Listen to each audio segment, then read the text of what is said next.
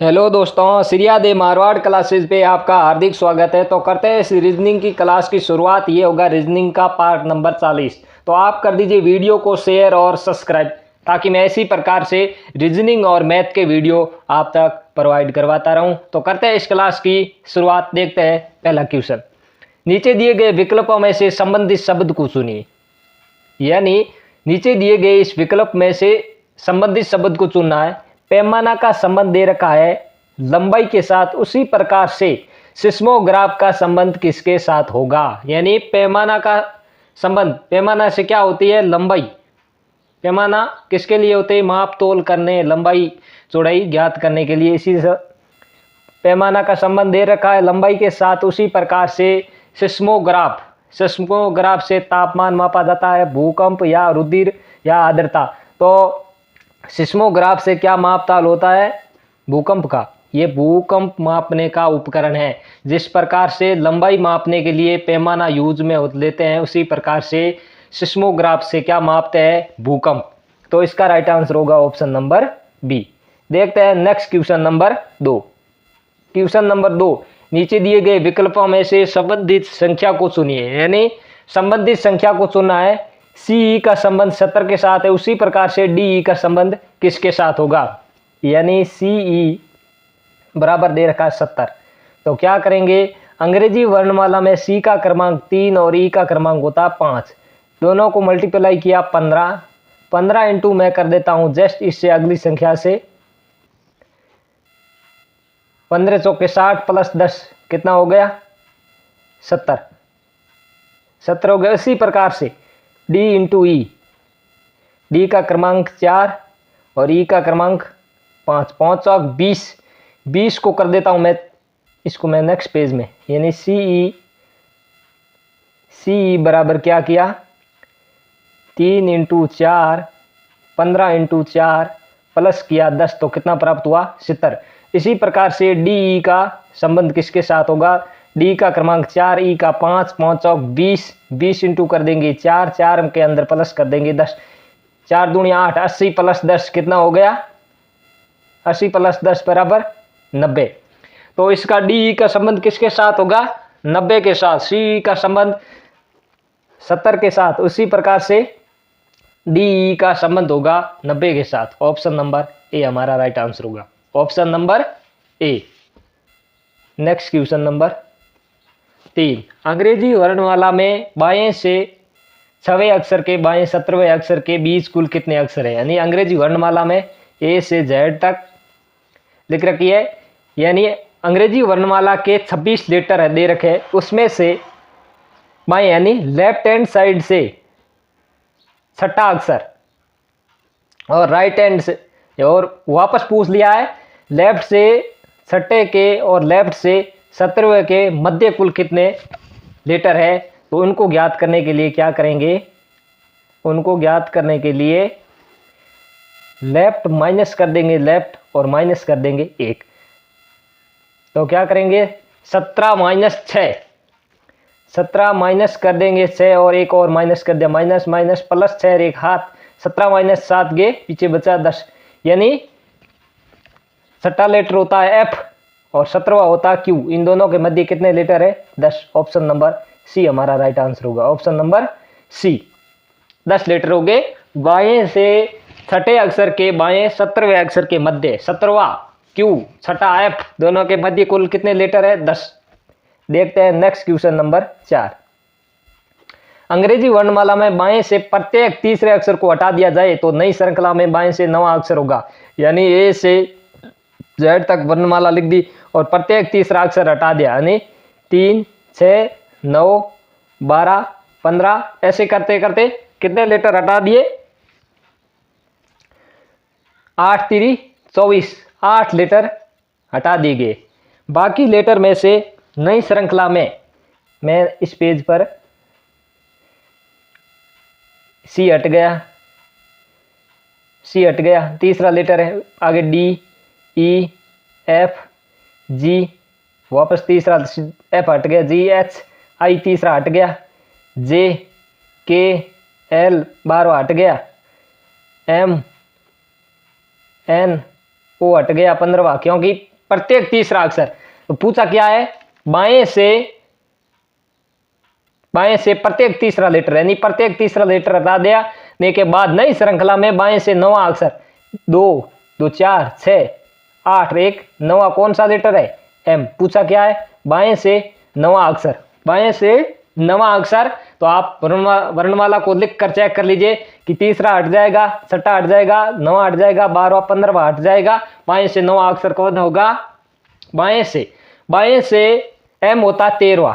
तो एम 13वां होता है, तो 12 और 15, 12 और 1 मिनट में वापस इसको शॉर्ट में समझा देता हूं, ताकि प्रत्येक तीसरा अक्षर अंग्रेजी वर्णमाला में ए से जेड तक प्रत्येक तीसरा 3 6 9 12 और 15वां ये लेटर हट जाएंगे। अब पूछा क्या है, बाएं से 9वां अक्षर, बाएं से 9वां अक्षर। तो एम कितने क्रमांक पे होता है, एम का होता है 13। एम का कितना क्रमांक होता है, यदि वर्णमाला लिखेंगे तो एम का 13, और 13 में से क्या कर देंगे, 4 घटा देंगे, क्योंकि 4 लेटर हट चुके हैं, तीसरा हट गया, छठा 9वां और 12वां हट गया। 13 में से 4 घटाएंगे, पीछे कितना बचेगा, 9। तो 9वां किसका क्रमांक होगा, एम का। सीधा ऐसे भी ज्ञात कर सकते हैं कि एम का क्रमांक अंग्रेजी वर्णमाला में 13, और लेटर हटे कितने हैं, पीछे 4 लेटर हट चुके हैं, 13 में से 4 घटा देंगे, पीछे कितना बच गया, 9। 9 किसका क्रमांक है, एम का। तो इसका राइट आंसर होगा ऑप्शन नंबर डी। और ऐसे भी लिख के भी हल कर सकते हैं, ऐसे में टाइम लगेगी नहीं। कुल अंग्रेजी वर्णमाला में एम का क्रमांक होता है 13, और कितने लेटर हटे, 4, पीछे कितना बचा, 9। 9 किसका क्रमांक हो गया, एम का। देखते हैं नेक्स्ट क्वेश्चन नंबर 5। नीचे दी गई शब्दों का सही व्यय आरेख चुनिए, यानी शब्द दिए है ककड़ी, मसाले और भोजन। ककड़ी, मसाले और भोजन। ककड़ी और मसाले दोनों ही किस कैटेगरी के अंदर, यानी ककड़ी और मसाले दोनों ही किस कैटेगरी के अंदर आएंगे, भोजन के अंदर, क्योंकि ककड़ी और मसाले दोनों की सब्जी बनके भोजन के अंदर प्रयोग होता, तो इसीलिए दोनों ही भोजन की कैटेगरी में आएगी। ऑप्शन नंबर डी इसका राइट आंसर होगा, ऑप्शन नंबर डी इसका राइट आंसर होगा। नेक्स्ट क्वेश्चन नंबर देखते हैं 6।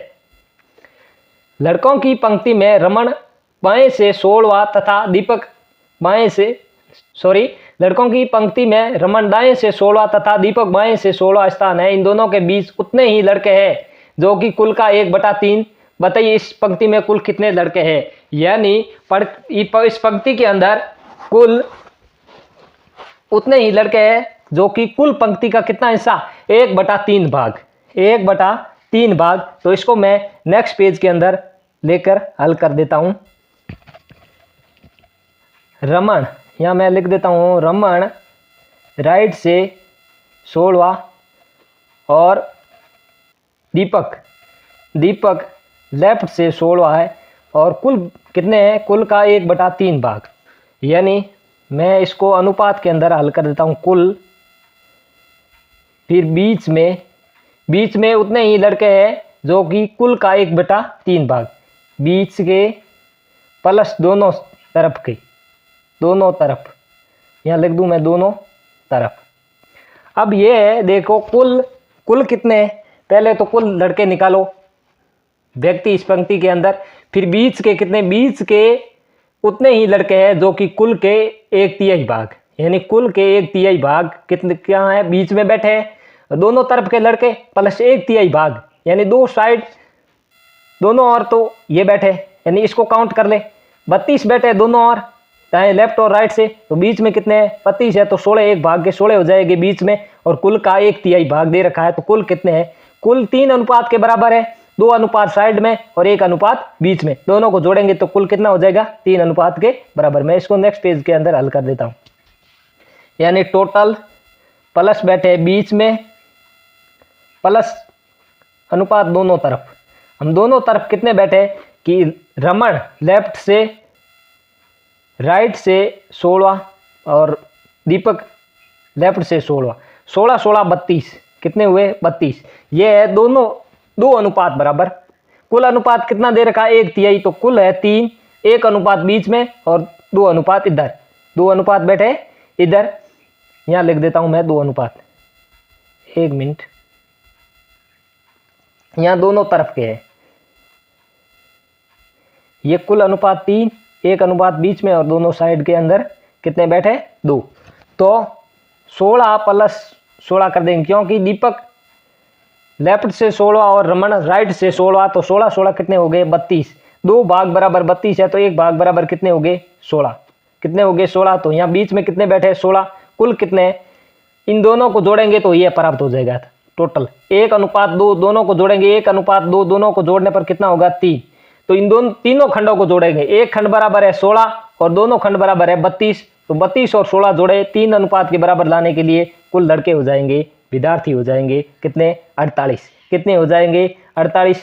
48 हमारा option number 48 option number B इसका राइट आंसर होगा, ऑप्शन नंबर बी। एक बार इस क्वेश्चन को वापस ध्यान से समझे, यानी यहां कुल लड़के और यहां बैठे बीच के, क्योंकि क्वेश्चन अनुपात के अंदर है, और दोनों तरफ तो कुल कितना दे रखा है 1/3, यानी 1 भाग बीच में बैठा है बोला, यानी इन दोनों के बीच में उतने ही लड़के हैं जो कि कुल का 1/3, यानी 1 भाग बीच में बैठा है।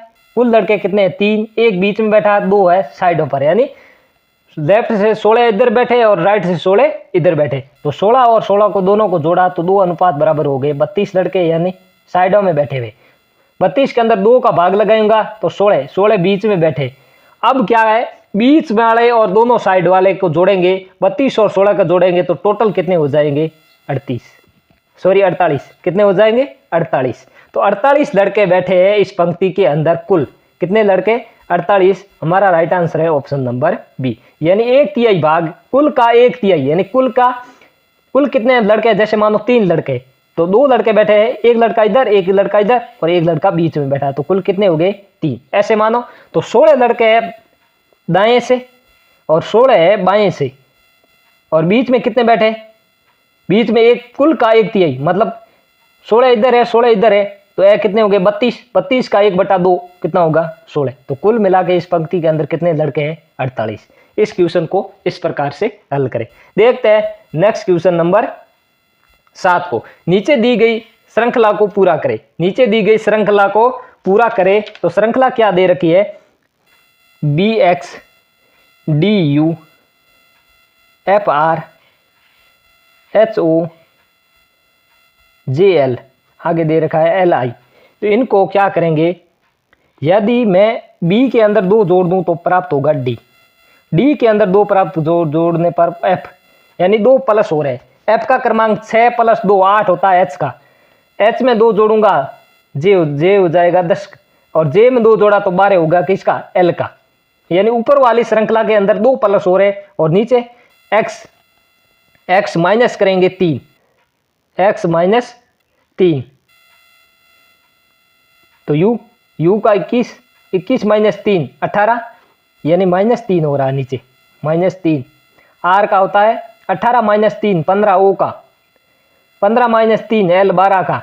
तो अब क्या करेंगे, यानी ऊपर वाले पहले वाले लेटर के अंदर 2 प्लस और बाद वाले में 3 माइनस हो रहा है, तो l के अंदर 2 प्लस करेंगे, l के बाद m और n, यहाँ होगा n, और इससे माइनस करेंगे 3। i का क्रमांक होता है 9 माइनस करेंगे 3, तो कितने बचे 6 किसका क्रमांक होता है f का। nf कौन से ऑप्शन के अंदर है, nf ऑप्शन नंबर बी के अंदर दे रखा है, यानी पहले लेटर के अंदर 2 प्लस करके अगला लेटर लिखना है और बाद वाले में 3 घटा के बाद वाला लेटर लिखना है।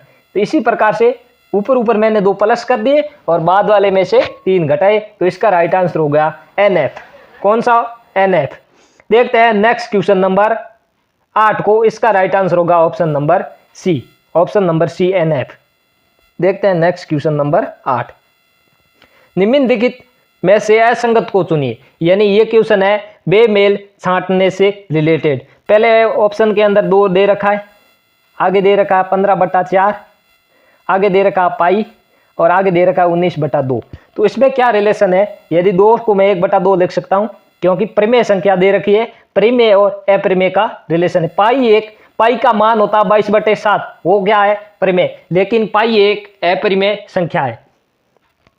परिमेय और अपरिमेय, तो 2 परिमेय संख्या, 15/4 एक परिमेय है, 19/2 एक परिमेय संख्या है, लेकिन पाई एक अपरिमेय संख्या है। पाई एक अपरिमेय संख्या है, लेकिन पाई का मान परिमेय संख्या है, लेकिन पाई खुद क्या है अपरिमेय संख्या, तो इसका राइट आंसर होगा option number C. Option number C होगा इसका राइट आंसर। देखते हैं नेक्स्ट क्वेश्चन नंबर, इसका मान होगा पाई, क्योंकि पाई खुद अपरिमेय संख्या इसीलिए। देखते हैं नेक्स्ट क्वेश्चन नंबर 9।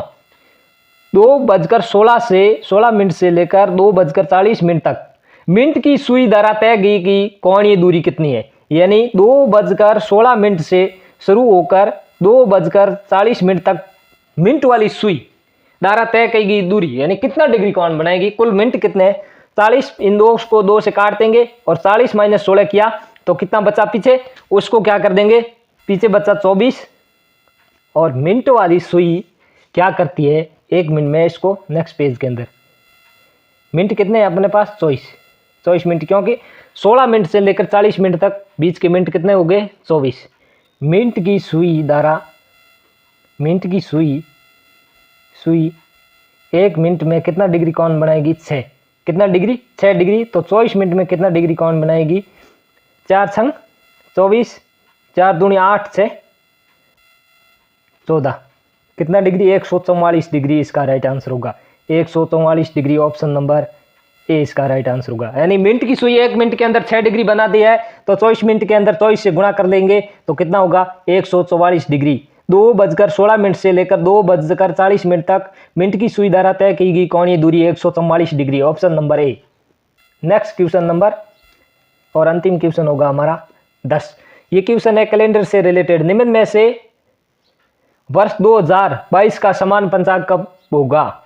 यानी एक इसकी ट्रिक होती है, यदि इनमें 4 का भाग देने पर वर्ष के अंदर 0, 1, 2, 3, यदि इनमें से कोई शेष बचता है तो क्या करेंगे, 0 बचेंगे तो प्लस 28 करने पर नेक्स्ट वर्ष होगा समान। 22 के अंदर यदि 22 के अंदर 4 का भाग लगा दिया और 0 शेष बच गया तो 28 जोड़ने पर नेक्स्ट वर्ष होगा वो इसका समान वर्ष होगा। अगर 1 शेष बचा है तो 6 जोड़ेंगे, 2 शेष बचा है तो 11 जोड़ेंगे और 3 शेष बचा तो क्या करेंगे 11 जोड़ेंगे। ये इसकी एक ट्रिक होती है। तो 22 के अंदर मैं यदि 4 का भाग लगाऊंगा, 22 के अंदर मैं 4 का भाग लगाऊंगा और पीछे बचेगा, उसके अकॉर्डिंग इसका समान वर्ष होगा, यानी समान वर्ष।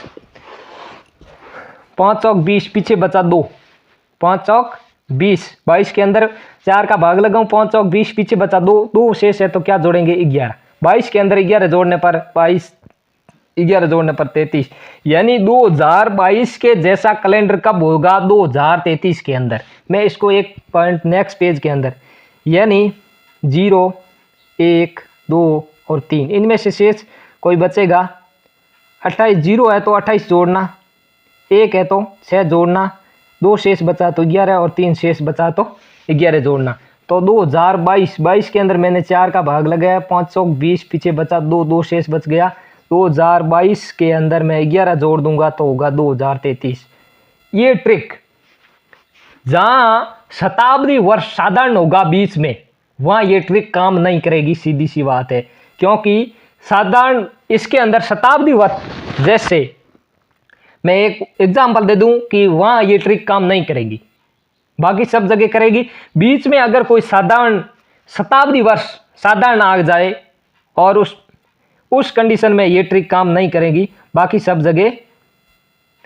जैसे मैं एक एग्जांपल देता हूं 1896, अगर मैं 96 में भाग लगाऊंगा तो ये इन दोनों के बीच में क्या हो, ये शताब्दी वर्ष आ जाएगा 1900। ये क्या है, लीप वर्ष नहीं, अलीप वर्ष है। तो अलीप वर्ष शताब्दी वर्ष साधारण होगा बीच में, लीप वर्ष नहीं होकर साधारण वर्ष होगा, वहां ये ट्रिक काम नहीं करेगी। क्यों काम नहीं करेंगी कि बीच में शताब्दी वर्ष साधारण आने के कारण लीप से लीप होना चाहिए और साधारण से साधारण होना चाहिए, ऐसा इसमें होगा नहीं। क्योंकि कोड जोड़ने पर 1896 का कोड जोड़ने पर ये कितना होगा, इसमें 4 दूनी 8, 5 चौक 16, 0 शेष होगा। और 0 शेष होने पर क्या जोड़ेंगे, 1896 के अंदर 0 शेष 28 जोड़ेंगे तो ये एक लंबी प्रक्रिया हो जाएगी और बीच में शताब्दी वर्ष साधारण होने के कारण इस ट्रिक को बिगाड़ने पर ये काम नहीं करेंगी। तो वहाँ ये ट्रिक काम नहीं करेंगी, ऐसा जहाँ बीच में शताब्दी वर्ष साधारण होगा।